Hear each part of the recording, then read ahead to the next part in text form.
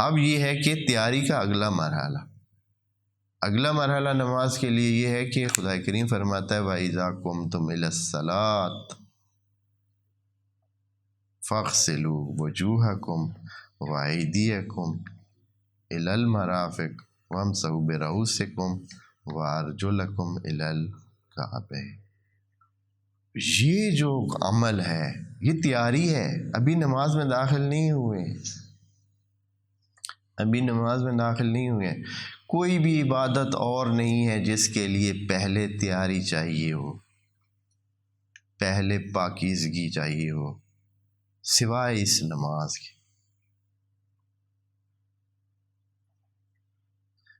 نماز کے لیے ایک اور عبادت کو پہلے مقدمہ بنا دیا ہے، یہ نماز کی اہمیت کے لیے،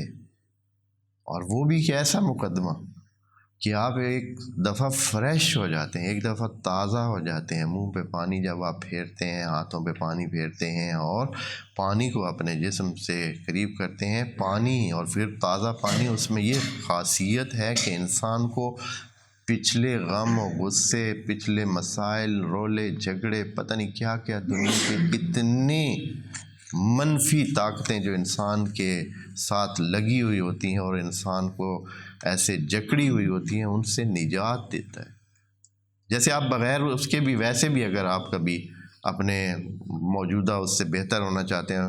تھکاوٹ کو تھوڑا دور کرنا چاہتے ہیں، تو کیا کرتے ہیں آپ تھوڑا پانی اپنے منہ پہ مار لیتے ہیں، پھیر لیتے ہیں، یا نہا لیتے ہیں۔ اگر نہانا نہ بھی ہو تو ہاتھ صرف دھو لیں، آپ چیک کریں، صرف ہاتھ آپ دھو لیں، کہیں سے آئیں تھکے ہوئے ہیں، ہاتھ صرف دھو لیں، کتنا فرق پڑتا ہے۔ پھر آپ اگر چہرے پہ بھی ہاتھ وہ پھیر لیں، اور اگر پھر کچھ اس کی مستحبات جو ہیں وہ کر لیں، تو آپ بہت اچھے طریقے سے بالکل ایک نئی حالت میں آ جاتے ہیں، آپ کی حالت ہی تبدیل ہو جاتی ہے، چاہے نفسیاتی حالت، چاہے جسمانی حالت، اس میں وہ سستی، وہ کاہلی، وہ بے حسی، وہ ساری دور ہو جاتی ہے، اور انسان کس میں آ جاتا ہے؟ بالکل ایسے ایک جدید حالت میں آ جاتا ہے۔ خدا کریم ہم سے یہ چاہتا ہے کہ آپ میرے ادھر آ رہے ہو اس میں، تو ایسے جمائیاں مارتے ہوئے نہ آؤ، ادھر جمائیاں لینے کے لیے نہ آؤ۔